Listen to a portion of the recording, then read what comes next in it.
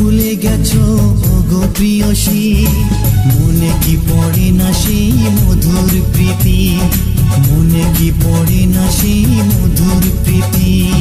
পুষ্পে ভরা তোমার পেলাম চিঠি।